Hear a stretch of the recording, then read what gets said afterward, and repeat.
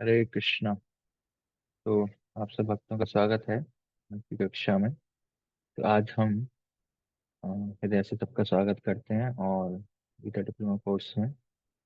और सबका धन्यवाद, आप इतने दिनों से रेगुलरली सेशन अटेंड करते आ रहे हैं। और आज हमारा सेकंड लास्ट कक्षा है। आज हम 17वां अध्याय डिस्कस करेंगे। तो आइए हम इसको शुरू करने से पहले प्रार्थना से स्टार्ट करते हैं। ओम अज्ञानतिमिरान्धस्य ज्ञानञ्जनशलाकया चक्षुरुन्मिलितं येन तस्मै श्रीगुरवे नमः। नमो विष्णुपादाय कृष्णपृष्ठाय भूतले श्रीमते भक्तिवेदान्त स्वामिन्निति नामिने। नमस्ते सरस्वती देवे गौरवाणी प्रचारिणे निर्विशेष शून्यवादी पाश्चात्य देश तारिणे। जय श्री कृष्ण चैतन्य प्रभु नित्यानंद श्री अद्वैत गदाधर शिवास आदि गौर भक्त वृंद। हरे कृष्णा कृष्णा कृष्णा हरे हरे, हरे राम राम राम हरे हरे। हरे कृष्णा। तो आपका फिर से स्वागत है। तो आज हम 17वां अध्याय डिस्कस करेंगे। और पिछली क्लास में हम चर्चा कर रहे थे, एक टॉपिक हमने डिस्कस किया था कि दो प्रकार के लोग होते हैं, दो प्रकार के कैदी हैं, है ना। एक असुर हैं और एक देवीय गुण जिनके अंदर होते हैं। तो उन गुणों की हमने विस्तृत रूप से चर्चा की थी कि आसुरी गुण किसके अंदर होते हैं, देवी गुण किसके अंदर होते हैं, और 26 गुण, और हमने असुर के 6 गुणों के लिए डिस्कशन किया था। तो पिछले चैप्टर में दो प्रकार के लोगों ने डिस्कस किए थे। पहले दिव्य गुणों का वर्णन किया भगवान ने। पहले 3 श्लोकों में जो भगवान हैं वो दिव्य गुणों का वर्णन करते हैं। उसके बाद 4 से 9 श्लोकों में जो आसुरी गुण हैं उनका वर्णन करते हैं। 10 से 20 श्लोक में आसुरी लोग जो हैं किस प्रकार के कार्य करते हैं उनके कार्यों का वर्णन करते हैं भगवान। और लास्ट में 21 से 24 में शास्त्रों की आज्ञाकारिता, है ना, कि एक सरल तरीका कि जिससे आसुरी स्वभाव को हम जान सकते हैं, दिव्य स्वभाव को जान सकते हैं। क्या है? शास्त्र, है ना, वैदिक शास्त्रों का पालन करना है। तो ये हमने पिछले चैप्टर में डिस्कस किया था। तो दिव्य गुण है, अगर नहीं करता शास्त्र का पालन कर तो उसके अंदर आसुरी गुण है। तो शास्त्रों के प्रति आज्ञाकारिता है, तो दिव्य प्रकार का व्यक्ति, अगर नहीं तो आसुरी स्वभाव का है। तो सिंपल है, जो व्यक्ति शास्त्रों को फॉलो करता है वो देवीय प्रकृति का है, दिव्य प्रकार के गुण है उसके अंदर। और जो व्यक्ति शास्त्रों का पालन नहीं करता है तो उसके अंदर कैसे गुण है? आसुरी गुण है, आसुरी स्वभाव का व्यक्ति है। तो हमने सब जान लिया कि कैद में कौन है, दो प्रकार के लोग कैसे, और निकलना है वहां से। वेदों के रास्ता है, वेदों के द्वारा अब हम निकल जाएंगे आसानी से। तो ये चैप्टर बताता है इतना आसान नहीं है, इस संसार से निकलना इतना आसान नहीं। भले ही हमें रास्ता मिल गया लेकिन फिर भी इस कैद से निकलना इतना आसान नहीं है। ये संस्कार बहुत जटिल है।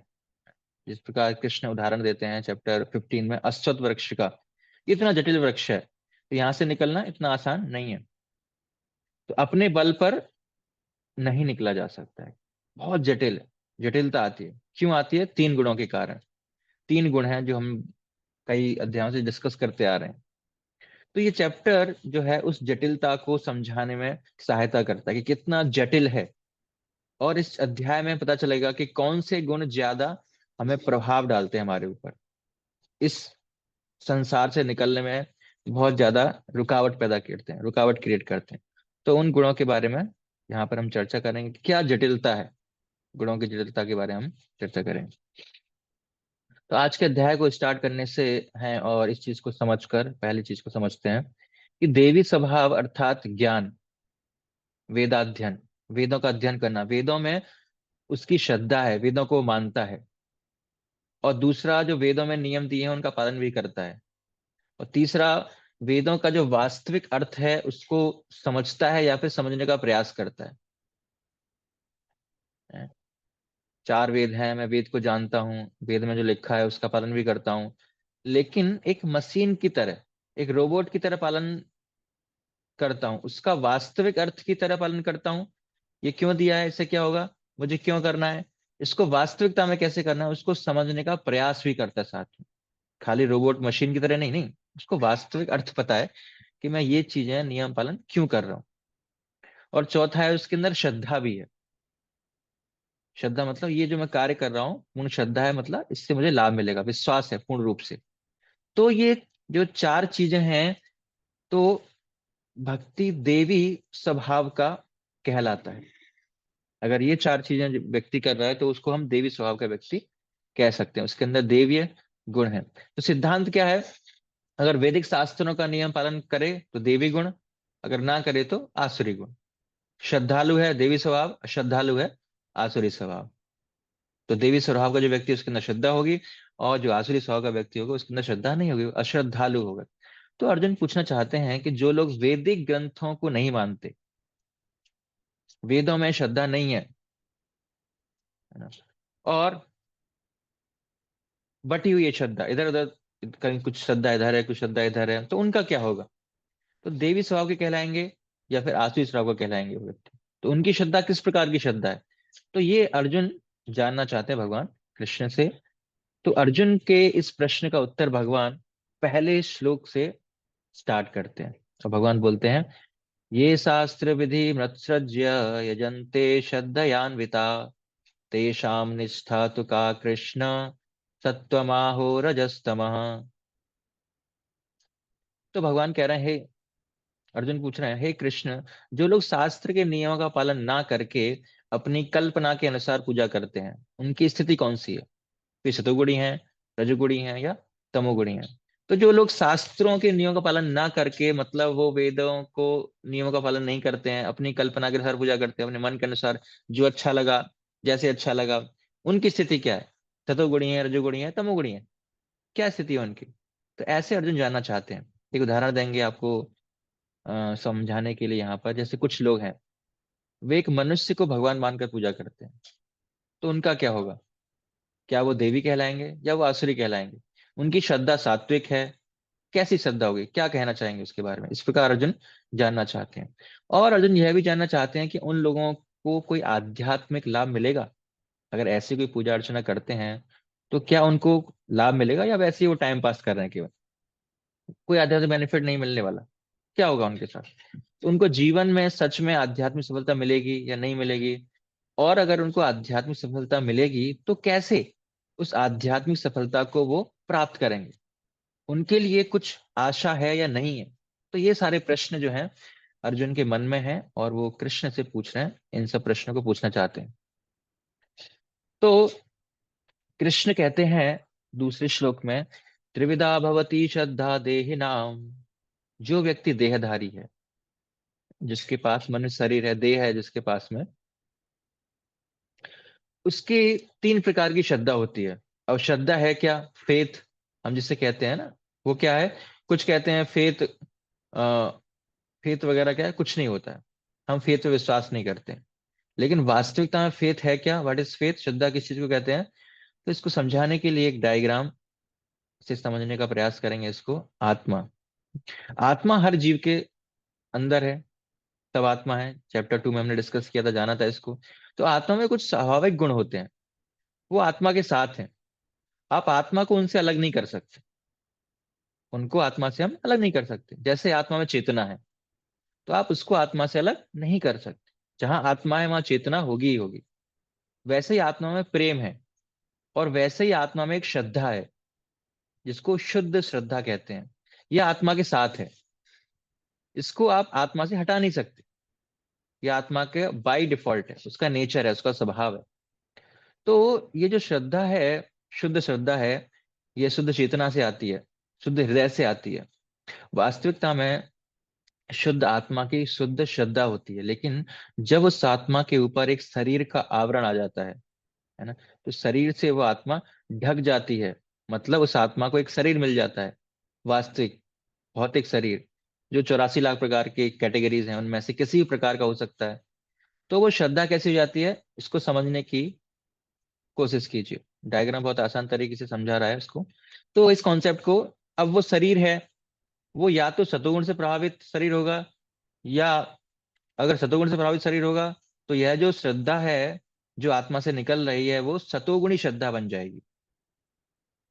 जैसे कि अगर एक बल्ब से रोशनी निकल रही है, उस रोशनी को कलर समझने की, एक येलो है तो आपके उस बल्ब के ऊपर में एक रेड कलर लगा दिया आपने, ग्रीन कलर का लगा दिया, या ब्लू कलर का लगा दिया, या फिर पर्पल कलर का लगा दिया, सेलफोन पेपर डाल दिया, तो फिर पॉलिथीन डाल दिया, तो जो लाइट निकलेगी उसका कलर क्या होगा, वो चेंज हो जाएगा। कौन सा कलर होगा, जिस कलर की आपने जो पेपर है वो लगाया, तो वही पेपर लाइट निकलेगी। तो आत्मा से शुद्ध श्रद्धा निकलती है, लेकिन शरीर के आवरण के कारण, है ना, शरीर का आवरण है। अब शरीर को जो है वो सतुगुणी होगा, श्रद्धा कैसे होगी, सतुगुणी होगी। अगर रजोगुणी शरीर होगा तो श्रद्धा कैसे होगी, रजोगुणी श्रद्धा होगी, रजोगुणी प्रभाव ज्यादा होगा। और तमोगुणी श्रद्धा होगी तो, तमोगुणी शरीर होगा तो तमोगुणी श्रद्धा वहां से निकली। तो शुद्ध श्रद्धा है वो आवरण के कारण सतोगुणी, रजोगुणी या तमोगुणी हो सकती है। तो इस प्रकार भगवान समझाते हैं, त्रिविधा भवती श्रद्धा, तीन तरह की श्रद्धाएं देह में। तो लोग शुद्ध श्रद्धा को छोड़कर तामसिक, राजसिक तब अपना लेते हैं। और जब उनको ऐसा लगता है कि ये कार्य करने में बहुत कष्ट होने वाला है, हालांकि वो करना चाहिए, बहुत जरूरी है नियमों का पालन करना, लेकिन हमें कुछ शॉर्टकट चाहिए, हमें ये बहुत कठिन लगता है, तो ऐसा लोगों के मन में विचार रहता है। तो इसको हम इस प्रकार समझ सकते हैं भगवान की वाणी से, शुद्ध श्रद्धा में व्यक्ति अगर पूजा करता है तो किन की पूजा करता है, वो भगवान श्री कृष्ण की पूजा करता है, या विष्णु तत्व श्रेणी में जो आते हैं, राम है, कृष्ण है, नरसिंह भगवान है, उनकी पूजा करता है। तो इसमें सात्विक श्रद्धा कहलाती है। तो ये शुद्ध श्रद्धा में। और जब उसमें सात्विक श्रद्धा होती है तो वो किन की पूजा करता है, वो देवताओं की पूजा करता है, देवियों की पूजा करता है। और जब उसकी राजसिक श्रद्धा होती है तब वो किसकी पूजा करता है, तब वो यक्ष की, राक्षसों की, या फिर एक सामान्य मनुष्य की जिसको वो महान समझता है, या फिर अपने पितरों की पूजा करता है। और जब उसकी तामसिक श्रद्धा होती है तब वो भूत प्रेतों की पूजा करता है। शुद्ध श्रद्धा भगवान कृष्ण की, सात्विक श्रद्धा देवी देवताओं की, राजसिक श्रद्धा यक्ष, राक्षस, मनुष्य, पितृ की, तामसिक भूत प्रेत की पूजा करता है। तो आप बहुत एक सुंदर एनालिसिस देख सकते हो, सबसे जो राइट मोस्ट कॉलम है, जो तामसिक श्रद्धा वाले लोग हैं वो पूजा करते हैं, लेकिन किसकी करते हैं, मृत प्राणी की, भूत प्रेत जो मर चुके हैं। जो राजसिक श्रद्धा वाले लोग हैं वो किनकी पूजा करते हैं, जीवित सामान्य लोग की, आत्मा, जीवात्मा, लेकिन जीवित हैं। सात्विक लोग किनकी पूजा करते हैं, जो ईश्वर कैटेगरी में आते हैं। और जो शुद्ध श्रद्धा इनकी होती है वो किनकी पूजा करते हैं, जो परमेश्वर की कैटेगरी में आते हैं, उनकी पूजा करते हैं। सुप्रीम पर्सनैलिटी ऑफ गॉड है, कृष्ण की पूजा करते हैं। ठीक है, तो हमने इस चीज को जाना। अब आपके लिए एक एक्सरसाइज है, आपको प्रश्न शुरू होंगे जिसका आपको उत्तर देने होंगे। आपकी स्क्रीन पर अलग अलग तरह के लोग आएंगे और आपको बताना है कि वो किस प्रकार की श्रद्धा है। तो कोई शीतल देवी की पूजा करता है, आप में से कुछ ने नाम नहीं सुना होगा। शीतल देवी किस चीज का नाम है, जो रोग की देवी, बीमारी की देवी है। जैसे कि आ, वैदिक साहित्य में या अंडरस्टैंडिंग नहीं है, इवन वेस्टर्न मैथोलॉजी में भी, वेस्टर्न ट्रेडिशन में भी इसको माना जाता है। जैसे जो शब्द है फीवर, वो एक गरीब गॉड्स जिनका नाम है फेवरिस, उनसे आता है। तो वहां पर वो समझते हैं कि बीमारी के पीछे कोई देवी है, भारत में उनको शीतल देवी कहा जाता है। तो अगर इनकी कोई पूजा करता है तो वो किस कैटेगरी में आएगा, सात्विक कैटेगरी में होगा। तो शीतल देवी की पूजा करता है वो क्या है, सात्विक कैटेगरी है। और कोई भूत प्रेत की पूजा करता है, किसी मृत व्यक्ति को कंगा लेकर, उसकी खोपड़ी लेकर उस भूतों को बतलाता है, काला जादू, स्पिरिट वर्शिप कहेंगे, तो वो कौन सी हो गई, वो तामसिक श्रद्धा हो गई है। अगर कोई भूत प्रेतों की पूजा कर रहा है तो, सोमदेव की पूजा कर रहा है तो, चंद्रमा की पूजा करता है, तो ये कौन सी कैटेगरी हो गई, सात्विक श्रद्धा हो गई। तो उसके अंदर सात्विक श्रद्धा है। और ऐसे ही बहुत लोग रावण की पूजा करते हैं, रावण को अच्छा मानते हैं, भगवान राम को गलत मानते हैं। तो वैसे लोग कौन सी श्रद्धा होगी, रावण की पूजा करने वाले कौन सी श्रद्धा में है, या रावण को महान समझने वाले रावण के ऊपर मूवी बनाते हैं, रावण को श्रेष्ठ बताते हैं, तो कौन सी श्रद्धा होगी उनकी, राजसिक श्रद्धा हो गई उनकी।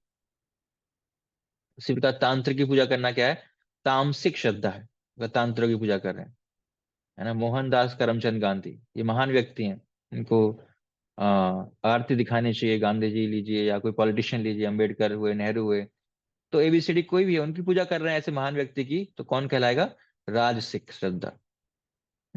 और भूत उत्सव, भूत फेस्टिवल थाईलैंड में मनाया जाता है, बैंकॉक में, तो वो कौन सी श्रद्धा हो गई, तामसिक श्रद्धा हो गई। उसी प्रकार हमने जाना कि इस विषय को समझ लीजिए, अच्छे से समझ लीजिए आप, कि जो बेसिकली सात्विक श्रद्धा क्या है, जब कोई देवी देवता की पूजा करता है ना, या भगवान की देवताओं की तरह पूजा करता है, तो वो सात्विक कहलाती है ना। सात्विक श्रद्धा हम उसको डिवाइड कर सकते हैं फर्दर, फिर उसको ऐसा कर सकते हैं कि ये ज्यादा सात्विक है, ये मध्यम रूप से सात्विक है, या फिर ये मिनिमम सात्विक है। तो इस विषय में हम प्रवेश नहीं करेंगे। सात्विक श्रद्धा मतलब जो देवी देवताओं की पूजा करता है, या फिर भगवान को देवी देवता समझ कर पूजा करता है। फिर कोई मनुष्य की पूजा करता है, किसी महान फेमस पर्सनैलिटी की पूजा करता है, तो वो कौन सी कैटेगरी में आएगा? वो राजसिक श्रद्धा हो गई। चाहे अमिताभ बच्चन है, सचिन तेंदुलकर है, माइकल जैक्सन है ना, ब्रूसली है। तो अगर इन व्यक्तियों की भी पूजा कर रहा है, तो वो कौन सी श्रद्धा हो गई? राजसिक श्रद्धा हो गई। तामसिक श्रद्धा, शमशान शमशान घाट में जाकर, है ना, और ऐसे मृत व्यक्तियों की पूजा करता है, तो वो तामसिक श्रद्धा हो गई है। तो इससे हमें क्या समझ में आया? शिक्षा यह है हमारे लिए कि श्रद्धा सबके हृदय में होती है, चाहे वो माने या ना माने। बस श्रद्धा जो है अलग अलग प्रकार की होती है। हम जिस प्रकार का संग करते हैं, हमारी श्रद्धा वैसी ही बन जाती है। यदि कोई कहे नहीं श्रद्धा वगैरह, तो सब बकवास है। ऐसा कुछ नहीं है। किसी की भगवान में श्रद्धा है, तो किसी की नास्तिकता में श्रद्धा है। श्रद्धा है उसके अंदर। ऐसा कोई व्यक्ति नहीं है जिसके अंदर श्रद्धा नहीं होगी। किसी की भगवान में श्रद्धा है, तो किसी की आधुनिक विज्ञान में श्रद्धा है। लेकिन श्रद्धा हर प्रकार के व्यक्ति में होती है। यहां तक अभी हमने ये समझा। तो भगवान कहते हैं, अशास्त्र विहितम घोरम तप्यन्ते, है ना। आसुरी पूजा पद्धति वह है जो वैदिक नियमों के विरुद्ध है। जो आसुरी पूजा पद्धति क्या है? जो वैदिक नियमों के विरुद्ध है। वो क्या करते हैं? ऐसी घोर तपस्या और व्रत करना जो शास्त्रों में वर्णित नहीं है। कई लोग क्या है, ऐसी घोर तपस्या करते हैं जो शास्त्रों में वर्णित नहीं है। वो कैसी पद्धति है? आसुरी पद्धति है। जैसे कई असुरों ने पूजा की, अपनी गर्दन काट के ऑफर किया, है ना। तो ये क्या है? आसुरी श्रद्धा है। और गर्व और अहंकार से करना, ये भी क्या है? आसुरी श्रद्धा है। गर्व के अहंकार से करना, मैं ये करके दिखाऊंगा, मैं 11 दिन तक कुछ नहीं खाऊंगा पीऊंगा, अहंकार है, मैं रह सकता हूँ। या काम और मोह से प्रेरित होकर करना, या फिर मूर्खतावश, है ना, शरीर के ऊपर अत्याचार करना। वो भगवान कहते हैं वो सब, वो व्यक्ति क्या है? आसुरी स्वभाव का व्यक्ति है। अगर ऐसी तरह की श्रद्धा है उसके अंदर, ऐसे कार्य करता है, तो वो व्यक्ति किसका है? आसुरी स्वभाव की श्रद्धा है उसके अंदर, और आसुरी स्वभाव का ही व्यक्ति है। तो अर्जुन बोलते हैं कि श्रद्धा भी प्रकृति के 3 गुणों से प्रभावित होती है। और क्या क्या है जो प्रकृति के 3 गुणों से प्रभावित होता है? भगवान भगवान कहते हैं, अर्जुन, व्यवहारिक रूप से तो सब कुछ, कुछ नहीं है इस जगत में, एवरीथिंग जो भौतिक संसार में देखते हैं, वो इन 3 गुणों से प्रभावित होती है। तो भगवान सबसे सरल उदाहरण देते हैं अर्जुन को समझाने के लिए। वो कहते हैं, सबसे पहला उदाहरण अर्जुन समझो भोजन का। भोजन का एग्जाम्पल क्यों दिए? क्योंकि भोजन एक ऐसी चीज है जिस चीज को हर व्यक्ति समझ सकता है। फूड लिया समझाने के लिए 3 गुणों के प्रभाव को, और फिर उन्होंने 3 और चीजों का उदाहरण दिया। कौन सी? यज्ञ, तप और दान। ये 3 ही क्यों ली भगवान ने समझाने के लिए? क्योंकि भगवान धार्मिक दृष्टिकोण से इस विषय को समझाना चाहते हैं कि यज्ञ भी एक धार्मिक कार्य है, तपस्या भी एक धार्मिक कार्य है, दान भी एक धार्मिक कार्य है। तो उन तीनों को भी समझाना चाहते हैं कि ये 3 चीजों भी गुणों से प्रभावित होती हैं। भोजन भी गुणों से प्रभावित होता है, 3 गुणों में होता है। यज्ञ भी 3 गुणों में होगा, तप भी 3 गुणों में होगा, और दान भी 3 गुणों में होगा। तो इन 4 को यहाँ पर इस चैप्टर में भगवान बताएंगे। अर्जुन को बोलते हैं, क्या उन्हें जानकर हम थोड़ा थोड़ा अंदाजा लगा सकते हैं कि हम कौन से गुणों से प्रभावित हैं? तो भगवान कहते हैं, बिल्कुल, आप समझ सकते हो। थोड़ा आइडिया आपको मिल जाएगा कि आप कौन से गुणों से प्रभावित हो। तो सबसे पहले सात्विक, राजसिक, तामसिक भोजन आहार, इसका प्रभाव क्या होता है वो पहले जानेंगे। फिर इसका लक्षण क्या है वो आगे जानेंगे हम। तो प्रभाव क्या है? जो सात्विक आहार होता है वो व्यक्ति की आयु को बढ़ाता है, उसका जीवन को शुद्ध करता है, उसे बल, सेहत, सुख, संतुष्टि प्रदान करता है। अगर वो सात्विक प्रकार का भोजन करता है, तो इसका प्रभाव हमारे शरीर पर ये भी निकलेगा। लेकिन जो व्यक्ति राष्ट्रिक भोजन खाता है, होता है, वो कैसा होता है? उसका प्रभाव, उसको खाने में कष्ट होता है। खाने के बाद में कुछ समय बाद वो दुख देता है, और कुछ दिनों बाद या कुछ महीनों बाद वो व्यक्ति के शरीर में रोग बन जाता है। यह रास्तिक भोजन है, यह प्रभाव है। अभी हम उसके लक्षण नहीं डिस्कस कर रहे हैं, उसका प्रभाव, इफेक्ट्स जो है वो डिस्कस कर रहे हैं खाली। तो अब इस चीज को समझकर आप बताइए कि अभी तक हमने इन तीन गुणों को काफी अच्छे से स्टडी किया है। तामसिक जो आहार होगा उसका क्या प्रभाव होगा, जो तामसिक होगा उसका क्या प्रभाव होगा। सात्विक आहार हमने समझा, राजसिक हमने जान लिया। तो आप आपसे प्रश्न है कि अगर तामसिक भोजन करते हैं तो उसका क्या प्रभाव पड़ेगा। हमने सात्विक जान लिया, राजसिक जान लिया। अब आपसे प्रश्न है कि अगर तामसिक भोजन है तो उसका क्या प्रभाव हो सकता है। इसके कई उत्तर, अनेक उत्तर हो सकते हैं, जो भी आपके समझ में आते हैं आप लिखिए। मैं आपका वेट कर रहा हूँ। जो आहार होगा तामसिक आहार, उसका हमारे शरीर पर, हमारे जीवन पर, हमारे मन पर क्या प्रभाव पड़ेगा। क्रोध आएगा, आयु घटेगी, गुस्सा कर देंगे, बीमारी लगेगी, रोग आएगा। हम्म, बिल्कुल सही उत्तर आपने दिए हैं। तो आलस होगा, आलस आएगा, बिल्कुल सही उत्तर है। तो तमोगुण आएगा, आयु कम होगी। तो बहुत सारे इसके उदाहरण हो सकते हैं, आप लोग इसके उत्तर दे रहे हैं ऑलरेडी। तो सही उत्तर, सभी लोगों ने सही उत्तर दिए हैं। लेकिन इसका बहुत ही सिंपल सा आंसर अगर हम लें तो क्या है, जो सात्विक आहार का प्रभाव होगा तामसिक आहार का बिल्कुल उसका उल्टा प्रभाव हो। मतलब आयु कम करेगा, जीवन को अशुद्ध बनाएगा, है ना, मन को खराब करेगा, संतुष्टि नहीं आएगी, है ना, सेहत खराब होगी, दुख आएगा, और हम बलहीन बनेंगे। शरीर की क्षमता को कम करेगा, कमजोर बनाएगा, हेल्थ भी कम हो जाएगी, मन भी प्रसन्न नहीं रहेगा, संतुष्टि का अनुभव नहीं करेगा। तो ये सब क्या है, ये सब तामसिक भोजन का प्रभाव है। अगर हम तामसिक भोजन करते हैं तो इसका प्रभाव ये होगा। अब हम देखेंगे इनके लक्षण क्या हैं। सात्विक भोजन का लक्षण क्या है, कि जो भोजन होता है वो रस में होता है, रसों से भरा होता है, रसमय होता है। आर्टिफिशियल फ्लेवर नहीं, नेचुरल रस से भरा होता है। दूसरा, वो स्निग्ध होता है और स्वास्थ्य देता है, स्वास्थ्यप्रद होता है। तीसरा, हृदय को भाने वाला होता है, व्यक्ति को खाते के साथ बहुत अच्छा लगता है, हृदय को छूता है, हल्का लगता है, मन में एक प्रभाव से प्रसन्नता आती है अगर सतोगुणी आहार लेते हैं तो। इसके लक्षण ये हैं। रास्तिक भोजन होता है जो भोजन का स्वास्थ्य बहुत कड़वा होगा,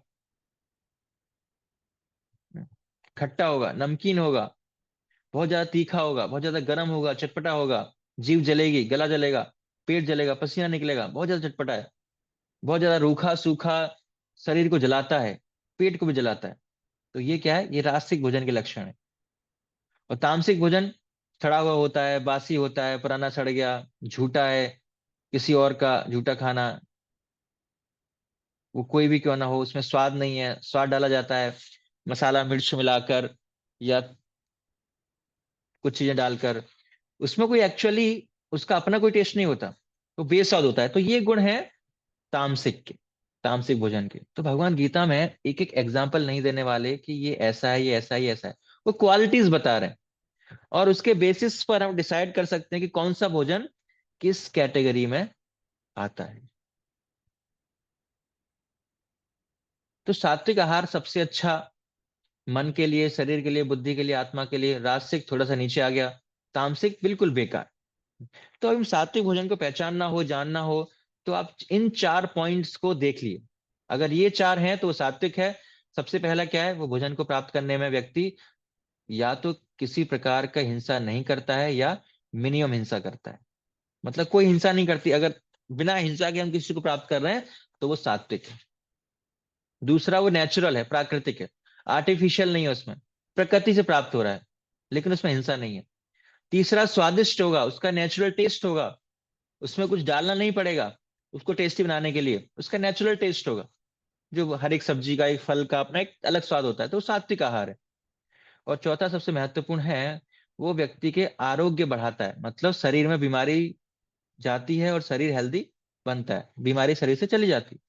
तो अगर ये चार चीजें हैं तो बेसिकली जो फूड है, जो आहार है, वो कैसा है, वो सात्विक है, उसको हम जान सकते हैं। बहुत सुंदर शिक्षा इस सेक्शन से हमें मिलती है कि जैसा अन्न वैसा मन। न केवल हमारा शरीर बल्कि हमारा मन भी हमारे भोजन द्वारा बनता है या बिगड़ता है। सात्विक आहार शरीर मन स्मृति और तो और बुद्धि तक को पोषण एवं शुद्धता प्रदान करता है। इसलिए केवल हेल्दी बॉडी नहीं चाहिए हमें, हमें हेल्दी माइंड भी चाहिए, हमें हेल्दी इंटेलिजेंस भी चाहिए, हमें हेल्दी मेमोरी भी चाहिए। तो हेल्दी बॉडी के लिए, हेल्दी माइंड के लिए, हेल्दी इंटेलिजेंस के लिए हमें किस प्रकार का भोजन करना है? हमें सात्विक, वो हर प्रकार से हमें बेनिफिट देगा। ये शिक्षा हम यहाँ से ले सकते हैं। नेक्स्ट, अब हम यज्ञ को डिस्कस करेंगे। आहार हो गया, अब भगवान यज्ञ के ऊपर जाएंगे। तो यज्ञ के इस विषय को जानने से पहले हम एक प्रश्न आपसे पूछते हैं कि ये हमने पहले भी डिस्कस कर चुके हैं, इसका उत्तर कठिन होगा। क्या यज्ञ का अर्थ केवल अग्निहोत्र यज्ञ होता है, जिसे होम कहते हैं, ओम स्वाहा स्वाहा करके? जैसे आपने अपनी अग्नि जलाई और आपने घी डाल रहे हैं, स्वाहा स्वाहा स्वाहा उच्चारण कर देते हो, तो केवल इसी को यज्ञ कहते हैं या यज्ञ और भी प्रकार के होते हैं? सिंपल सा प्रश्न है, आपको आंसर देना है कि जो यज्ञ है केवल यही होता है या और भी प्रकार के होते हैं? आप पहले भी सेशन अटेंड कर चुके हैं, तो आपको हाँ या ना में उत्तर देना है, अपना जवाब देना है कि यही यज्ञ होता है या और भी प्रकार के यज्ञ होते हैं। तो आपका उत्तर सही है, और भी प्रकार के यज्ञ होते हैं। किस अध्याय में हमने विविध प्रकार के यज्ञों के विषय में जाना था? उसके लिए आपको सोचना पड़ेगा। कौन से चैप्टर में जाना था, किसी को याद है? यज्ञ के बारे में हमने चैप्टर 4 में, अध्याय 4 में हमने जाना था। यज्ञ मतलब कोई भी एक प्रकार से शास्त्रों के अनुसार किया गया कार्य को हम यज्ञ कह सकते हैं। कोई भी नियम कर्म जो हम करते हैं उसको हम यज्ञ कह सकते हैं, जिसमें से एक प्रकार का यज्ञ जो होता है, जो सामग्री डालकर जो हम करते हैं उसको यज्ञ हवन जो भी कहते हैं। तो पहले तो भगवान बताते हैं कि यज्ञों में इन 3 गुणों के अनुसार कैसे समझा जाए। मैंने इस टेबल को बहुत सरल बना दिया है आप लोगों के लिए समझने के लिए, ताकि आप एक ही स्थान पर सब कुछ देख सकते हैं। श्लोक 11 से 13 में भगवान यज्ञों के बारे में बताते हैं। तो यज्ञों का शास्त्रों से क्या संबंध है? अगर व्यक्ति यज्ञ करता है तो शास्त्रों के अनुसार तो वो सतोगुण में आता है। अगर वो शास्त्रों के अनुसार कर रहा है तो किस भावना से करता है? कर्तव्य की भावना से करता है। और उसका उद्देश्य क्या रहता है? उसका उद्देश्य बिल्कुल भी ये नहीं है कि वो कोई फल चाहता है, फल की इच्छा नहीं है, कोई भौतिक लाभ नहीं चाहता, कर्तव्य की भावना से करता है, शास्त्रों के नियम का पालन करता है वे, तो उसको यज्ञ जो है उसका सात्विक कहलाता है ना। शास्त्रों के अनुसार करता है, कर्तव्य की भावना से करता है, बिना फल की इच्छा करता है, तो उसको सात्विक यज्ञ कहते हैं। और दूसरा है राजसिक यज्ञ। राजसिक यज्ञ जो है वो शास्त्रों के नियमों के द्वारा ही किया जाता है, लेकिन भावना बहुत गर्व के साथ करता है, अहंकार के साथ। और देखो मैं कितना महान हूं, मैं महान यज्ञ कर रहा हूं, मैं इतना बड़ा काम कर रहा हूं, मैंने ये बड़ा मंदिर बनाया, मैंने ये किया वो किया, गर्व के साथ करता है। क्यों करता है? उसको कुछ चाहिए, भौतिक लाभ चाहिए, कुछ तो चाहिए, चाहे उसको सम्मान चाहिए, धन चाहिए, पॉपुलैरिटी चाहिए, कुछ तो चाहिए। तो उसको कहते हैं राजसिक यज्ञ। और तामसिक यज्ञ क्या होता है? वो व्यक्ति करता है किस प्रकार? शास्त्रों के आदेशों का पालन नहीं करता है, अवहेलना करता है। मतलब उसको कोई फर्क नहीं पड़ता वेदों में क्या दिया है नहीं दिया है, जैसे भी चाहेगा वो करेगा। जैसे उदाहरण के लिए हम समझ सकते हैं कि फॉर एग्जाम्पल दुर्गा पूजा है या गणेश पूजा है या कुछ भी है, तो उसमें गणेश जी की प्रसन्नता के लिए कुछ स्रोत गाएं, दुर्गा देवी की प्रसन्नता के लिए कुछ स्रोत स्तुति गाएं, उसकी जगह वो क्या करता है? बॉलीवुड के सॉन्ग चलाएगा, उसमें डांस करेंगे, तो गलत क्या हो गया? हालांकि वो धार्मिक कार्य कर रहा है लेकिन गलत तरीके से कर रहा है, अवहेलना कर रहा है, शास्त्रों के नियमों की अवहेलना कर रहा है। ना प्रसाद वितरण कर रहा है, मतलब धार्मिक अनुष्ठान नहीं करते हैं, लोगों को बुलाते हैं उनको प्रसाद नहीं देते हैं, वैदिक मंत्र का उच्चारण नहीं करते, पुरोहित को दक्षिणा देते हैं, बुलाते नहीं, कोई दक्षिणा नहीं, मतलब ब्राह्मणों की सेवा नहीं, श्रद्धा नहीं है, मतलब मंदिर जाएंगे लेकिन श्रद्धा नहीं है, फेस्टिवल्स में जाएंगे दूसरे मनाएंगे लेकिन रावण को जलाएंगे लेकिन श्रद्धा नहीं, सब कुछ करेंगे लेकिन श्रद्धा नहीं। क्यों करते हैं? क्योंकि सब लोग कर रहे हैं, मुझे भी करना है, समाज में हो रहा है, हम भी करेंगे, टाइम पास हो जाता है, फैमिली के साथ थोड़ा गेट टुगेदर हो जाता है। तो ये यज्ञ किस प्रकार का है? तामसिक। इसको क्या है? तामसिक कहलाता है, तामसिक कैटेगरी में। कोई व्यक्ति है, समझ लीजिए एक साधु है, साधु मतलब कहने के लिए तो वो अपने हिसाब से पूजा पाठ करता है और वेदों में जो नियम है उनका पालन नहीं करता है, खुद के नियम बनाता है। बोलता है मैं ध्यान कर रहा हूँ, मुझे पता चल गया ऐसे करना चाहिए। आप उनसे पूछोगे आपने ज्ञान कहाँ से प्राप्त किया, मैंने बस ऐसे ही अपने आप प्राप्त कर लिया, अपने आप ज्ञान मिल गया मुझे, वेदों को नहीं मानता। तो यही प्रकार है, जो इस प्रकार का यज्ञ है वो कौन सा होगा, इस प्रकार का यज्ञ, क्योंकि वेदों में नहीं मानता, वेदों को नहीं मानता, तो ये कौन सा होगा, तामसिक। तामसिक यज्ञ, तामसिक कार्य कर रहा है, वेदों को स्वीकार नहीं कर रहा, वेदों के नियमों को स्वीकार नहीं कर रहा है। नेक्स्ट, अब समझ लीजिए एक महिला है, गणेश जी की पूजा करती है, और क्यों करती है, बस बचपन से देखा है, माता पिता को करते हुए देखा है, वो करते थे, तो ऐसे ही as a matter of duty हर दिन जाती है, गणेश जी की माला पहनाती है, आरती करती है, वापस आ जाती है। गणेश जी से लेकिन कुछ मांगती नहीं, कोई भौतिक इच्छा नहीं है, ना कुछ इसका दिखावा करती है, बस करती है, अच्छा लगता है करना, तो कर्तव्य समझ कर कर रही है, कि मेरे माता पिता भी करते थे, मुझे भी करना है, कर्तव्य की भावना है, कोई बेनिफिट नहीं चाहिए उसको, वेदों के नियमों के अनुसार कर रही है। तो कौन सा यज्ञ होगा ये, सात्विक यज्ञ होगा। कोई डिजायर नहीं है, कोई लाभ नहीं है, जो कोई भौतिक इच्छा नहीं है।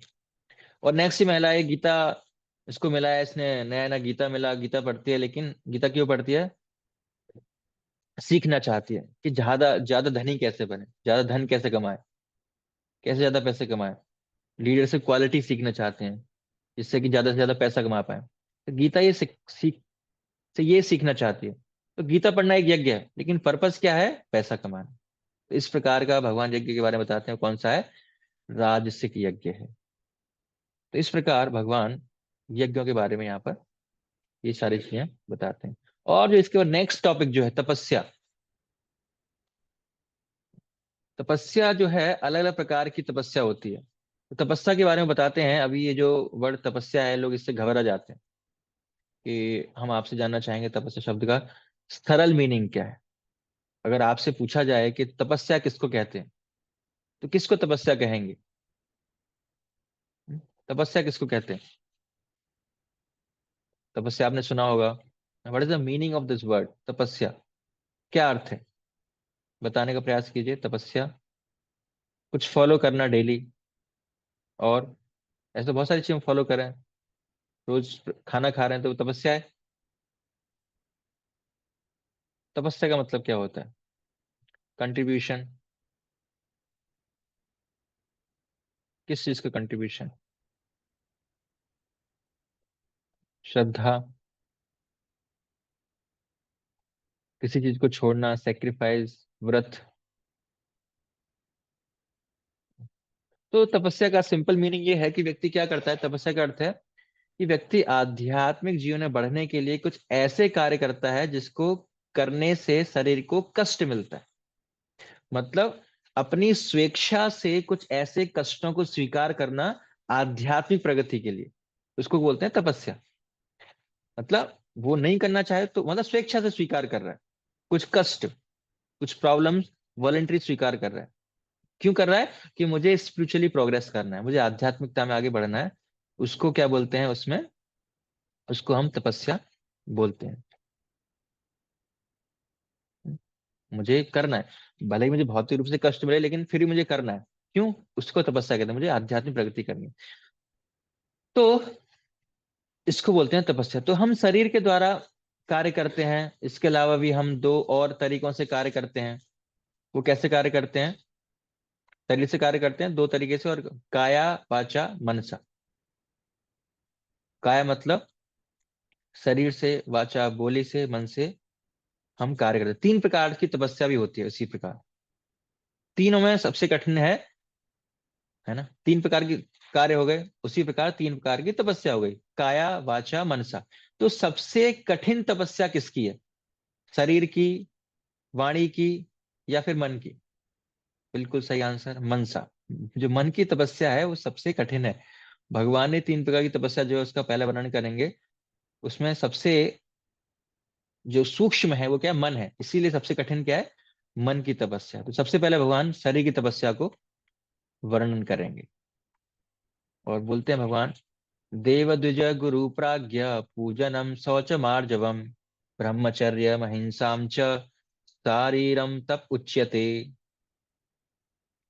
आप एक चीज नोट करेंगे, भगवान श्री कृष्ण शरीर की तपस्या, मन की तपस्या और वाणी की तपस्या, तीनों को बताते हैं। वे पांच पांच पॉइंट्स बताते हैं हर में। शरीर के लिए 5, मन के लिए 5 और वाणी के लिए 5। तो पहला पॉइंट है परमेश्वर, ब्राह्मण, गुरु, माता पिता जैसे गुरुजनों की पूजा करना। पूजा करने का अर्थ यहाँ पर यह नहीं है कि एक्चुअली उनकी आरती उतारना, नहीं, तो सम्मान करना, उनकी इंस्ट्रक्शन को फॉलो करना, आदर देना उनको।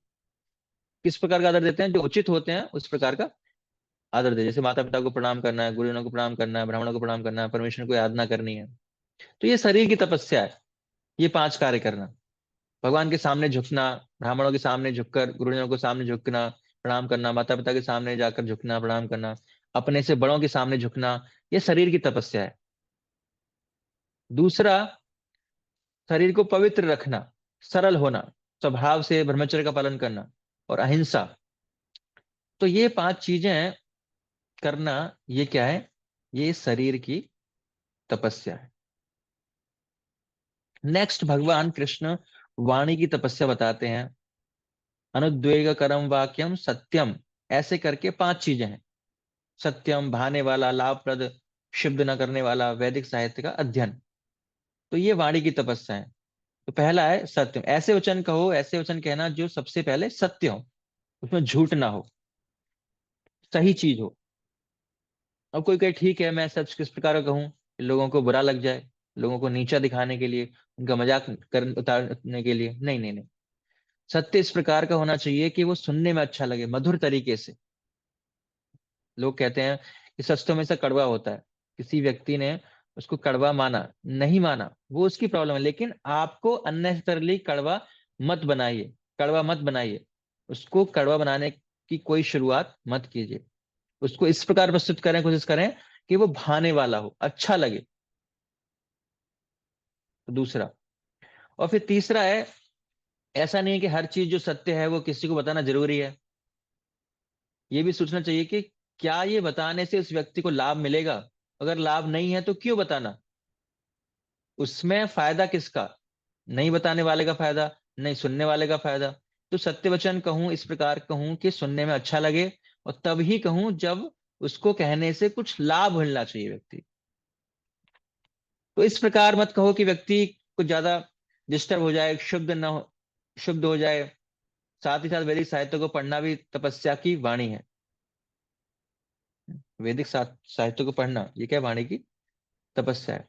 तो हम गीता के जब हम श्लोक पढ़ते हैं तो ये वाणी की तपस्या है। जब हम गीता पढ़ते हैं तो वाणी की तपस्या है। रामायण महाभारत पढ़ते हैं तो ये सब क्या है? वाणी की तपस्या है। तो हम डे टू डे लाइफ में इंटरेक्ट करते हैं लोगों से, और अगर हम सत्य वचन कहते हैं तो इस प्रकार कहते हैं कि उनको लाभ मिले, बहुत ज्यादा परेशानी में ना चले जाएं, उनको बहुत बुरा भी ना लगे। और उसको कहने की वाणी की तपस्या, इस व्यक्ति को कहते हैं वाणी की तपस्या। तो 5 चीजें हैं, सत्य होना चाहिए, बहाने वाला होना चाहिए, उसके लिए लाभप्रद होना चाहिए, शुद्ध करने वाला ना हो, उसको परेशान करने वाला ना हो। तो ये वाणी की तपस्या है। और वैदिक साहित्य का अध्ययन, ये भी वाणी की तपस्या है। 5 चीजें भगवान यहाँ पर बताते हैं। और अब तीसरा है मन की तपस्या। मनः प्रसादम सौमत तवम। मन की तपस्या इस प्रकार होती है कि जब व्यक्ति के मन में इन गुणों को विकसित करता है। मन में क्या होना चाहिए? संतोष होना चाहिए, सेटिस्फेक्शन। जब भी ऐसा लगे कि आप सेटिस्फाई नहीं हो, कोशिश करो सेटिस्फेक्शन लाने की। तो ये पॉसिबल है, ज्ञान के द्वारा किया जा सकता है, प्रार्थना के द्वारा किया जा सकता है। तो मन में संतोष होना चाहिए, ये मन की तपस्या है। गंभीरता होनी चाहिए, चंचल नहीं होना चाहिए मन। जितना गंभीर होगा, मन नियंत्रण में रहेगा। आत्म संयम, निष्कपट, धोखेबाजी नहीं होनी चाहिए। और 5वां है शुद्धिकरण। कोई भी कार्य करो, सोच के करो कि मेरा शुद्धिकरण होगा क्या, या मैं फालतू में कर रहा हूं इसको। तो मानसिक रूप से कार्य करता है तो मन की तपस्या जो कठिन है। तो ये 5 चीजें हैं मन की तपस्या में, भगवान बताते हैं। तो यहाँ पर एक चीज हम प्रैक्टिकली अप्लाई कर सकते हैं अपने जीवन में, कि अगर हम मन और वाणी को शुद्ध बनाना है और तपस्या करनी है, तो हमें क्या करना है? वैदिक ग्रंथों को पढ़ना चाहिए। इसलिए इतने सारे ग्रंथ आचार्यों के द्वारा लिखे गए हैं। रामायण है, महाभारत है, हनुमान जी के ऊपर है, कृष्ण के ऊपर है, इतने सारे पुराण हैं, उपनिषद हैं। तो इतने सारे ग्रंथों की वैरायटी है। ये किसके लिए? खाली दिखाने के लिए नहीं, पढ़ने के लिए। तो अपने मन को शुद्ध करना है, अपनी वाणी को शुद्ध करना है, तो हमें जितना ज्यादा से ज्यादा संभव हो पाए हमें इन ग्रंथों का अध्ययन करना चाहिए और उनको अपने जीवन में भी उतारना चाहिए। तो भगवान ने बता दिया 3 प्रकार की तपस्या कौन सी है, लेकिन वो 3 प्रकार की तपस्या सात्विक, राजसिक, तामसिक कैसे कैसे होगी, वो यहाँ पर कौन सी होगी। सबसे पहले तो प्रेरणा कहाँ से आती है, वो उस तपस्या का करने के लिए, उस तपस्या के पीछे उद्देश्य क्या है और उस तपस्या का स्वभाव क्या होता है। तो अभी हमने यज्ञ 3 देख लिए, अब हम तपस्या भी 3 प्रकार की यहाँ पर देख रहे हैं। तो सात्विक तपस्या जो प्रेरणा कहाँ से होती है, वो दिव्य श्रद्धा की प्रेरणा का स्रोत क्या है, दिव्य श्रद्धा है। उसकी श्रद्धा है वेदों में। उसमें वेदों में दिया है कि एकादशी को व्रत करना है, हाँ तो वेदों में दिया मुझे करना चाहिए। जन्माष्टमी के दिन भगवान कृष्ण की प्रसन्नता के लिए व्रत करना है, उपवास करना है तो करना चाहिए, हम करेंगे, तो वेदों में दिया है। दिव्य श्रद्धा है उस व्यक्ति की। उद्देश्य क्या है, परमेश्वर की प्राप्ति, परमेश्वर की प्राप्ति करनी, भगवान को प्रसन्न करना है, और कोई भौतिक इच्छा नहीं है। तो वो सात्विक तपस्या कहलाती है। और दूसरा है राजसिक। दूसरा क्या है, राजसिक। राजसिक तपस्या होती है जब एक दंभ के साथ करता है व्यक्ति, वो देखो मैं कितना बड़ा तपस्वी हूं, मैं बिना खाए पिए रह सकता हूँ, इस प्रकार उस प्रकार मैं वेदों का मंत्र का उच्चारण कितना अच्छा करता हूँ, जब मैं करता हूँ तो सब लोग सुनते रह जाते हैं, शुद्ध हो जाते हैं, उनको लगता है मुझसे अच्छा कोई उच्चारण कर ही नहीं सकता। तो ये कौन सी है, राजसिक तपस्या है। किस लिए किया जाता है, सम्मान प्राप्त करने के लिए, सत्कार प्राप्त करने के लिए, पूजा प्राप्त करने के लिए। ऐसी तपस्या व्यक्ति को ना स्थायी है, मतलब वो ऐसी तपस्या से ना ज्यादा समय के लिए कर सकता है, ना उस तपस्या से उसको जो लाभ मिलेगा वो शाश्वत रूप से मिलेगा। मतलब वो तपस्या लाभ कुछ समय के लिए मिलेगा और वो चला जाएगा, स्थायी नहीं है वो, शाश्वत नहीं है। और फिर लास्ट में है तामसिक तपस्या। ये लोग मूर्खतावश जो करता है, मतलब ये तपस्या करने की कोई जरूरत नहीं है, लेकिन मूर्खतावश वो व्यक्ति ये तपस्या कर लेता है।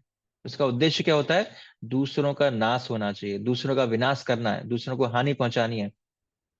मेरी तपस्या से दूसरों के जीवन में तकलीफ आनी चाहिए या उनके जीवन में हानि होनी चाहिए, दूसरों को कष्ट देने के लिए व्यक्ति खुद परिश्रम करता है, मेहनत करता है, तो वो तामसिक तपस्या कहलाती है।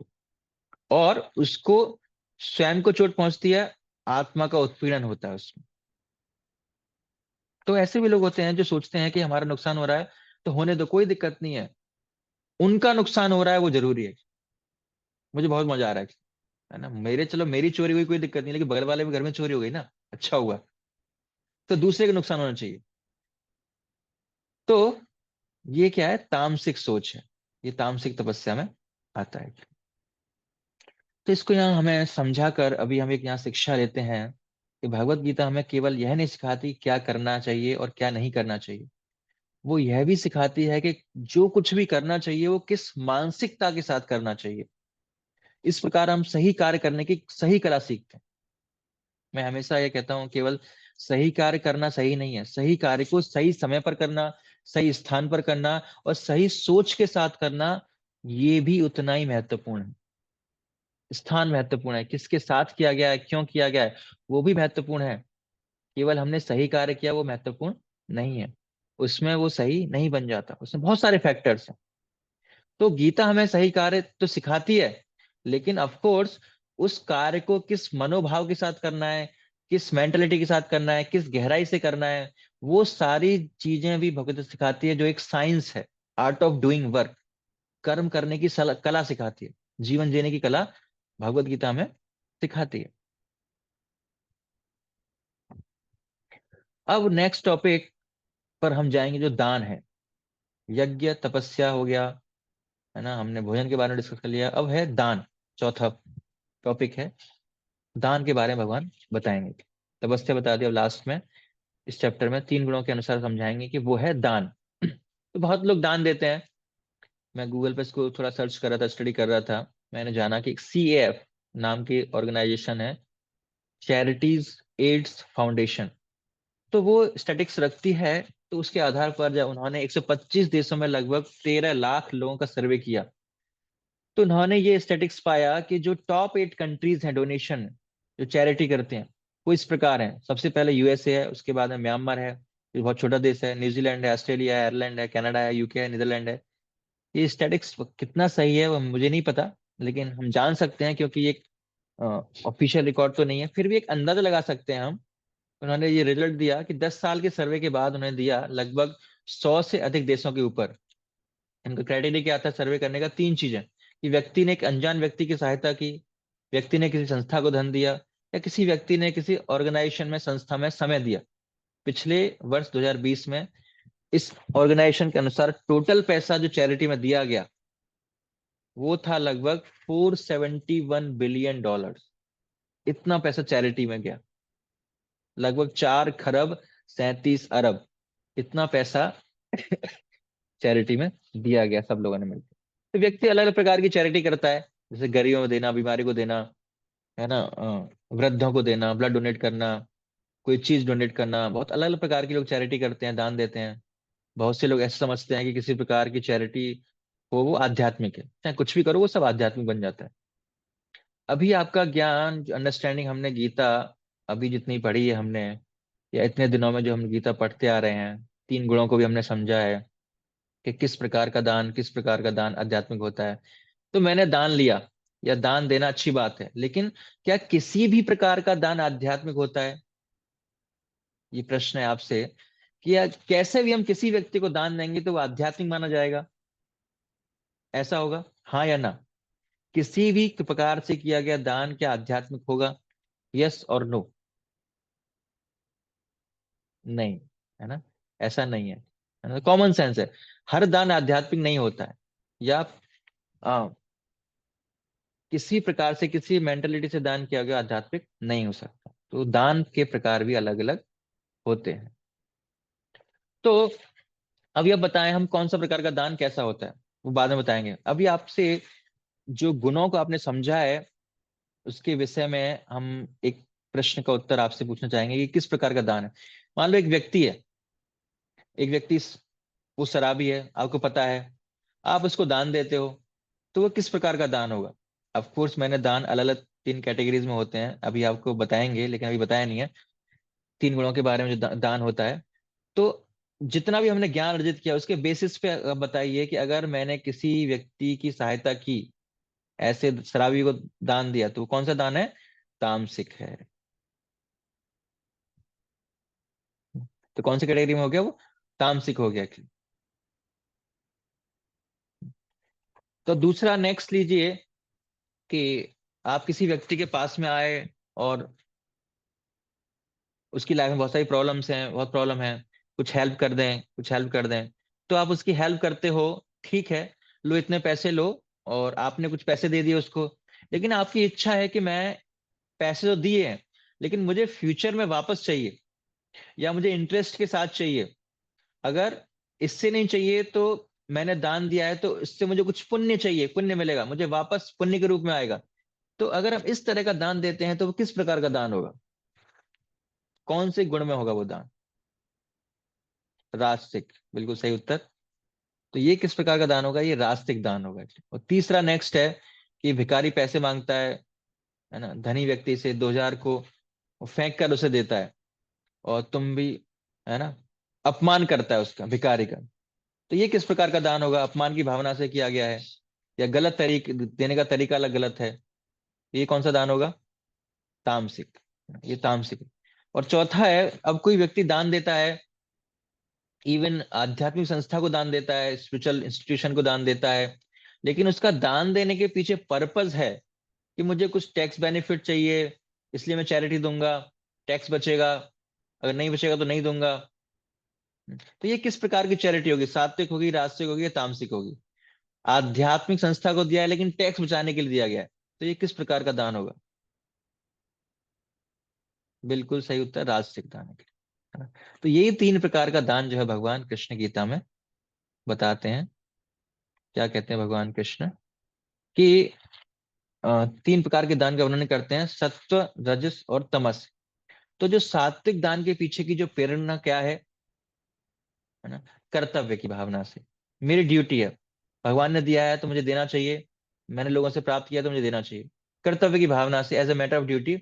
ऐसा नहीं है कि हम बस लेते रहें, हमें देना भी चाहिए। तो देने की भावना है वो नेचुरल होनी चाहिए कि मुझे इतना मिला है, इतना मिला है, इतना मिला है, तो मुझे दान भी देना चाहिए। तो उस बेसिस पर व्यक्ति क्या करता है, ड्यूटी के रूप में वो दान देता है। उसको हम सात्विक दान कहते हैं। प्रेरणा क्या है, कर्तव्य समझकर।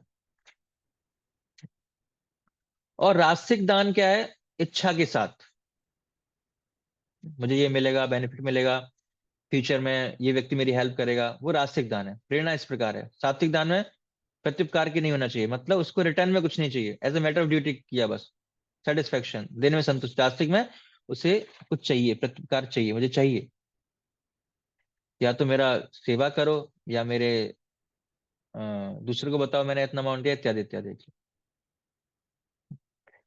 तो देश, सात्विक दान जब कोई करता है तो उसको पता है कि मुझे कहाँ देना है, किस स्थान पर देना है, पवित्र स्थान पर देना चाहिए। तामसिक दान मतलब अपवित्र स्थान पर, गलत स्थान पर देना, दान दिया। काल, सात्विक दान मतलब सही समय पर दान दिया, तामसिक दान मतलब गलत समय पर दान दिया। समय पर भी, समय का भी ध्यान रखना है। पात्र, सही व्यक्ति को दान दिया, और तामसिक मतलब गलत व्यक्ति को दान दिया। भावना, जो राजसिक दान होता है उसकी भावना क्या होती है, अनिच्छा पूर्वक व्यक्ति दान देता है, इच्छा नहीं है, कोई जबरदस्ती कर रहा है। साथ में हो गया ना, एक शर्त लगे, अरे भाई मेरा व्यक्ति दे रहा है तो मुझे भी दान देना चाहिए, एक रेपुटेशन के हिसाब से जबरदस्ती दान देना पड़ रहा है, उसकी इच्छा नहीं है, फंद छुड़वाने के लिए दे, चल ले जाओ भागो, और जबरदस्ती कर रहा है, मांग रहा है, तो ये भावना है उसकी। तामसिक दान, तामसिक दान है अनादर के साथ, उपेक्षा करते हैं, नेगलेक्ट करके देता है, सम्मान के साथ नहीं देता। अगर दान इस भावना से दिया जाए कि हम दान देकर किसी व्यक्ति पर परोपकार कर रहे हैं, तो वो सात्विक नहीं होता, वो सात्विक दान नहीं होता। वो किस कैटेगरी में आ गया, वो हो गया तामसिक में कैटेगरी। तो ये तीन प्रकार का दान है जो भगवान 20 से 22 श्लोक में भगवान बताते हैं। तो इतना समझने के बाद अर्जुन अब पूछते हैं कि यदि इन तीन कार्यों में भी गुणों का दोष है, यज्ञ में, दान में और तप में, तो फिर इससे भक्ति ऊपर कैसे उठेगा, ये तो आध्यात्मिक कार्य है।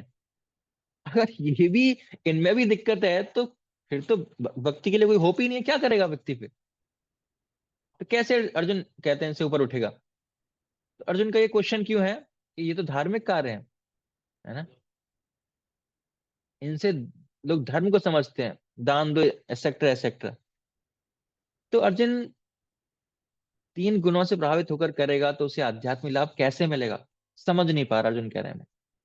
तो भगवान एक सुंदर सॉल्यूशन देते हैं। सॉल्यूशन क्या देते हैं, ओम तत्सत। तो अर्जुन कह रहे हैं क्या मतलब है इसका, मैं समझा नहीं, समझाओ इसको भगवान। तो कृष्ण कहते हैं कि परम ब्रह्म या परम सत्य को कहते हैं। ओम तत्सत का मतलब क्या है, परम ब्रह्म है या परम सत्य है। तो फिर प्रश्न, परम सत्य कौन है। इतना स्टडी करने के बाद तो क्या नाम है परम सत्य का। अर्जुन ने इसके बारे में चैप्टर 10 में कहा था, किसी को याद है परम सत्य कौन है। अर्जुन अध्याय 10 में कृष्ण के बारे में पहली बार कुछ बोलते हैं। तो परम सत्य कौन है, कौन बताना चाहिए, किसी को याद है। कृष्ण, सही आंसर। तो कृष्ण स्वयं है। तो सब कुछ उन्हें संतुष्ट करने के लिए करो, मतलब ओम तत्सत का अर्थ ये है कि जो कुछ भी कार्य कर रहे हो आप किसके लिए करो, भगवान कृष्ण के लिए, मुझे संतुष्ट करने के लिए करो। तो फिर आप इन तीनों गुणों से ऊपर उठ सकते हो। तो भगवान सॉल्यूशन दे रहे हैं। तो ये जो तीन शब्द हैं वो वैदिक ग्रंथों में बहुत पाए जाते हैं। तीनों का अर्थ एक ही है, विष्णु। तीनों का अर्थ क्या है, विष्णु, भगवान विष्णु। ओम भगवान विष्णु का एक नाम है, इसलिए कोई मंत्र उच्चारण करते हैं उससे पहले हम क्या शब्द आता है, ओम। ओम नमो भगवते वासुदेवाय, ओम अज्ञानतिमिरान्धस्य, ओम तद विष्णु। तो ओम शब्द आ रहा है, वो विष्णु को रिप्रेजेंट करता है, विष्णु का नाम है। जिसका उदाहरण देखते हैं, यज्ञ करने से पहले, दान करने से पहले, तपस्या करने से पहले करते हैं, ओम शब्द का उच्चारण करते हैं। तत् मतलब यज्ञ किसके लिए है, भगवान कृष्ण विष्णु के लिए। जब वैदिक उपनिषद में दिया गया तत्, इसका मतलब क्या है, भगवान विष्णु अर्थात वो, किसके लिए, उनके लिए, विष्णु के लिए। और सत मतलब जो नित्य काल से है, जो हमेशा से है। कौन है नित्य काल से, भगवान विष्णु है। तो ओम तत्सत तीनों का मतलब क्या निकलता है? विष्णु ही है। ओम तत्सत तीनों उन्हीं के नाम है, भगवान विष्णु के नाम है। तो भगवान कृष्ण ने अर्जुन को क्या कहा? ओम तत्सत के लिए करो, ओम तत्सत को जपते हुए करो। तो अगर आप ये दो चीजें करते हो तो आप अपने कोई भी एक्टिविटी करते हो, चाहे तुम तामसिक हो, राजसिक हो, सात्विक हो, आप उनसे आध्यात्मिक जीवन में प्रगति कर सकते हो। अगर आप ये चीज करोगे, क्या ओम तत्सत के लिए करोगे और ओम तत्सत जपते हुए करोगे, या फिर विष्णु के लिए करोगे, विष्णु जपते हुए करोगे, तो फिर आप तीनों गुणों से ऊपर उठ पाओगे। तो जब हम हरे कृष्ण कहते हैं तो क्या हमें ओम करने का लाभ मिलेगा? हाँ या ना? जब हम हरे कृष्ण जपते हैं तो क्या हमें ओम कहने का लाभ मिलेगा या नहीं? यस, मिलेगा, है ना? तो हरे कृष्ण अगर कहा मैंने, तो अगर हमें हरे कृष्ण के लिए करते हैं और हरे कृष्ण जपते हुए करते हैं तो हमें भी पूरा लाभ मिलेगा। ये भी भगवान के नाम है। तो क्यों लाभ मिला? क्योंकि भगवान के नाम है, दोनों नाम भगवान के हैं। तो यहाँ पर कृष्ण कहते हैं आप जो भी कार्य करते हो वो किस भावना से करोगे, आप इन तीन गुणों से प्रभाव से ऊपर उठ सकते हो। मतलब भगवान कृष्ण के लिए करो और भगवान कृष्ण का नाम जपते हुए करोगे तो इन तीन गुणों से आप ऊपर उठ जाओगे। चाहे यज्ञ कर रहे हो, चाहे कोई दान कर रहे हो, चाहे कोई तपस्या कर रहे हो, आपको क्या करना है? कृष्ण का नाम लेना है और कृष्ण की प्रसन्नता के लिए उस कार्य को करना है। तो भगवान ये सॉल्यूशन, ये आंसर उनको देते हैं। अब लास्ट में अर्जुन का एक प्रश्न रह जाता है, वो पूछते हैं असत क्या है? ये बता दीजिए कि उसका परिणाम क्या है। तो बहुत सिंपल परिभाषा भगवान देते हैं असत और उसका परिणाम क्या है। अश्रद्धया हुतम दत्तम तपस्तप्तम कृतम च यत् असदित्युच्यते पार्थ न च तत्प्रेत्य नो इह। तो असत का अर्थ है कोई भी कार्य जो अश्रद्धा के बिना किया जाता है, चाहे यज्ञ है, दान है, तप है, अगर श्रद्धा नहीं है तो वो क्या है? असत है। इवन आध्यात्मिक कार्य भी हम कर रहे हैं लेकिन बिना श्रद्धा के, तो वो क्या है? वो भी असत है। तो परिणाम नहीं है अर्जुन, नहीं। तुम्हें इस जन्म में ना अगले जन्म में कोई लाभ मिलने वाला है। अगर ऐसा असत कार्य करोगे तो क्या होगा? ना इस जन्म में ना अगले जन्म में, दोनों व्यर्थ, कोई लाभ आपको नहीं मिलेगा, वेस्ट है। कोई आध्यात्मिक लाभ नहीं मिलेगा आपको। तो ये सुनकर हम सोच में पड़ सकते हैं कि हमारा नेचर क्या है। लास्ट टाइम भी हमने एक्सरसाइज की थी कि कौन से गुण में हमें, कि कौन से गुण में हम आते हैं। तो बेसिकली हम पर तीन गुणों प्रभाव डालते हैं। कभी कभी एक गुण बढ़ जाता है, दूसरा कम हो जाता है, लेकिन हम प्रॉपर लाइफस्टाइल के द्वारा इन गुणों के प्रभाव को बदल सकते हैं। अगर हम सतो गुण में नहीं है लेकिन सतो गुण हम जीवन में बढ़ाना चाहते हैं तो हमें क्या करना होगा? हमें सात्विक आहार लेना होगा, सात्विक आहार लेना प्रारंभ करना होगा। हमें सात्विक रूप से यज्ञ करना होगा, हमें सात्विक रूप से दान देना होगा, सात्विक रूप से हमें तपस्या करनी होगी। तो ये सारी चीजें हम सात्विक रूप से करेंगे, तो करने लगेंगे तो ऑटोमेटिकली क्या होगा? हमारे अंदर सतोगुण बढ़ता जाएगा, रजोगुण तमोगुण कम होता जाएगा। ये एक साइंस है, विज्ञान है। मतलब जो चीज करने से व्यक्ति सात्विक माना जाता है, अगर वो सात्विक नहीं हो और वो करना प्रारंभ कर दे तो उसमें सतोगुण अपने आप आ जाएगा। तो हमें सात्विक कार्य करने हैं, धीरे धीरे प्रैक्टिस करनी है, पॉसिबल है। तो धीरे धीरे हम देखेंगे तो क्या करेंगे? हम सतोगुण में ऊपर उठ जाएंगे। और दूसरा, जो भी हमें कार्य करना है किसके लिए करना है? भगवान की संतुष्टि के लिए करना है। हो सकता है उसमें गलती भी हो, त्रुटि भी हो। दूसरा, हम क्या कर सकते हैं? भगवान का नाम जप कर सकते हैं साथ में, भगवान का नाम लेते रहें, करते रहें, तो वो चीज हमें तुरंत ऊपर बढ़ने में सहायता देती है, ऊपर बढ़ाएगी हमें, तीनों गुणों से ऊपर वो चीज लेकर चली जाएगी। तो इस प्रकार यहाँ पर ये चैप्टर जो है वो समाप्त होता है। ये भी चैप्टर जब जगत के बारे में था, भौतिक गुणों की जटिलता, इस कारागार से, प्रिजन हाउस की निकलना। इस चैप्टर का नाम है श्रद्धा त्रय विभाग योग। अलग अलग प्रकार की श्रद्धाएं और श्रद्धा के द्वारा कैसे हम भगवान से जुड़ सकते हैं, चाहे कैसी भी श्रद्धा है हम जुड़ सकते हैं। तामसिक श्रद्धा वाले के लोग कोई होप नहीं है, कोई चांस नहीं है, बिल्कुल पॉसिबल है। अगर वो प्रोसेस को अपना ले, भगवान से वो जुड़ सकता है। तो कुछ शिक्षाएं, प्रमुख शिक्षाएं इस अध्याय से हम यहाँ पर ले सकते हैं। पहली जो शिक्षा है, पहली जो चीज सीखी हमने कि इस संसार में हर प्रकार के लोग होते हैं। अगर कोई सतोगुण से ज्यादा प्रभावित है, रजोगुण से प्रभावित है, तमोगुण से प्रभावित है, लेकिन जब आध्यात्मिक जीवन की बात आती है भक्ति करने की बात आती है, आध्यात्मिक रूप से उन्नति करने की बात आती है, तो उसके लिए रास्ता सबके लिए खुला है। चाहे वो सतोगुण में है, रजोगुण में है, तमोगुण में है, तो घबराने की बात नहीं है। सबके लिए आगे बढ़ने के लिए मौका है। ऐसा नहीं है कि एक के लिए है, दूसरे के लिए नहीं है। इस चैप्टर को सुनकर हमको मायूस नहीं होना चाहिए कि देखो हम तो बहुत नीचे स्तर पर हैं, हम तो तमोगुणी हैं। नहीं, अच्छी बात है, हम जानते हैं कि हम कहाँ हैं, लेकिन हमें यह भी जानना चाहिए कि उससे ऊपर उठने का प्रोसेस है, विधि है हमारे पास, हर व्यक्ति के पास। दो प्रोसेस हैं इस चैप्टर में, भगवान बताते हैं कैसे करना है, मेंटेलिटी क्या है होना चाहिए, और किस प्रकार करना है। तो हम इन चीजों से ऊपर उठ सकते हैं। दूसरा शिक्षा, आदतों से लाचार। इस चैप्टर को सुनकर और चैप्टर 14 को सीखकर हमने एक चीज जाना कि हम सब आदतों से बने हुए, habits. Habit means our second nature, दूसरा स्वभाव है हमारा, जो बदलना बहुत मुश्किल होता है। फल, रासिक, तामसिक, सात्विक विचार, सात्विक, सब कुछ सात्विक। तो अपने आप आदतें बदल जाएंगी, अपने आप बदलने लगेंगी। हम उस चीज को प्राप्त कर पाएंगे, आपका कुछ सात्विक रूप से जीवन जीना शुरू कर पाएंगे। अगर आप सच में चाहते हैं, आप शुरू करना चाहें, आपकी इच्छा है, आपको क्या करना है, सात्विक जीवन को शुरू करना है। सात्विक आहार लीजिए, सात्विक कार्य कीजिए, तो हम जीवन में आगे बढ़ पाएंगे, आदतों को बदल पाएंगे। हमारा जो मन है वो भोजन पर डिपेंड करता है। हम वो हैं जो हम खाते हैं। हमारा मन जैसा अन्न जैसा मन। तो आपको इस भावना से करना है कि ये जो भोजन कर रहा हूँ मुझे शुद्ध बनाएगा, ये जो मैं भोजन कर रहा हूँ मेरे स्वास्थ्य को ठीक करेगा, अच्छा करेगा, इसमें किसी दूसरे को कष्ट नहीं, नुकसान नहीं, और ये बहुत आसानी से प्राप्त होता है। तो उससे हमारा मन भी वैसा ही हो जाएगा। हमें अच्छे क्वालिटीज अपने जीवन में लाने हैं, अपने फूड क्वालिटी को इम्प्रूव करना होगा, फूड क्वालिटी को, सात्विकता उसमें बढ़ानी होगी, बहुत महत्वपूर्ण है। तो फिर हमारे अंदर विचार भी वैसे ही आएंगे अगर हम सात्विक आहार लेंगे। तो बहुत महत्वपूर्ण शिक्षा है। इसके बाद चौथा है, बहुत महत्वपूर्ण है ये भी, ध्वनि फिल्टर का प्रयोग करना। जो कुछ भी हम बोल रहे हैं उससे पहले फिल्टर लगाएं। कुछ भी कहना उससे पहले सोचो, क्या ये सत्य है, क्या ये झूठ है। झूठ है तो नहीं कहना है, मजाक में भी झूठ बोलने की कोई जरूरत नहीं है, नहीं तो वो आदत बन जाएगी हमारी। झूठ नहीं कहना। दूसरा, किस प्रकार कहना है। तीसरा, कहने का तरीका क्या होना चाहिए, और क्या ये कहने से सच में लाभ होने वाला है मुझे या उसे या किसी को भी, या फिर केवल बस सत्य कहना चाहो, चाहिए लाभ हो या ना हो।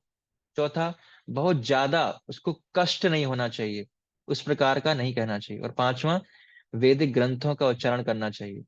तो हो सके तो वैदिक ग्रंथों में जो ज्ञान दिया है उसके आधार पर अपनी वाणी को प्रस्तुत करना चाहिए। मतलब भा भाने वाली होना चाहिए, सत्यम बोलना चाहिए, है ना, कष्ट नहीं देना चाहिए दूसरों को, लाभ होना चाहिए, और शास्त्रों का अध्ययन करना चाहिए। तो ध्वनि फिल्टर, सोचने से पहले अपनी चीजों का, अपनी वाणी को शुद्ध कर। और फिर लास्ट में हरिनाम शुद्धिकरण फिल्टर है।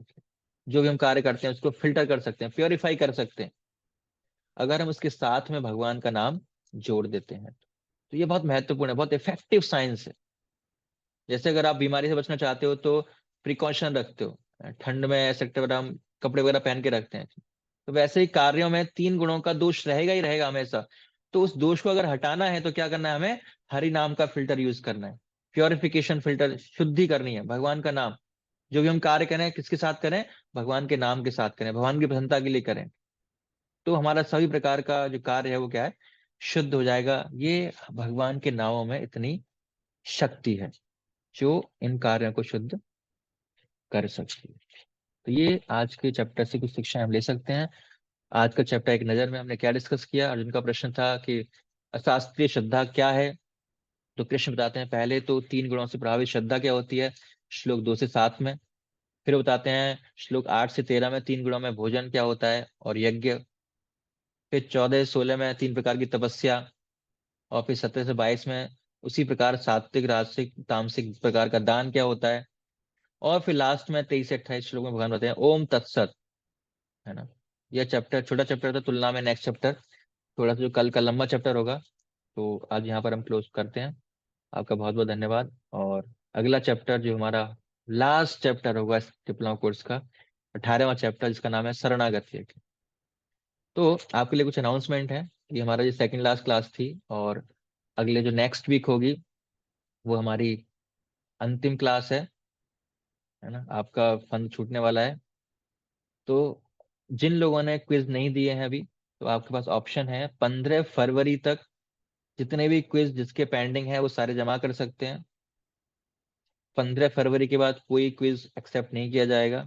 तो जिनके नंबर कम आए हैं, या मैंने बताया 60% नंबर आपके मिनिमम होने चाहिए, तो अगर आपके उतने नंबर नहीं है या जो कोई क्विज आपने नहीं दिया है तो उसको आप दे सकते हैं। लिंक सारे आपके अवेलेबल हैं, आपके ग्रुप में पड़े हुए हैं। तो 15 फरवरी आपके पास लास्ट डेट है। तो जब तक जिसके क्विज आ जाएंगे, 60% नंबर आ जाएंगे 18 क्विज में, तो उनको ही सर्टिफिकेट दिया जाएगा। बाकी लोगों को सर्टिफिकेट नहीं मिलेगा, अगली बार फिर ट्राई करेंगे। ठीक है, 15 फरवरी, 15 फरवरी लास्ट डेट है। 15 फरवरी तक जितने भी क्विज आपके बचे हैं, 18 क्विज हैं, 17 में आप आज डाल दूंगा, 18 में आपको अगले वीक मिल जाएगा। तो 18 के 18 क्विज जिसने दिए होंगे, और जिसने 60% मार्क्स इसमें प्राप्त किए होंगे, जिसने रजिस्ट्रेशन किया है उनके लिए खाली है। तो उनको ही केवल सर्टिफिकेट दिया जाएगा, बाकी लोगों को नहीं मिलेगा। बाकी लोगों को अगली बार हम देंगे। हरे कृष्णा कृष्णा कृष्णा हरे हरे,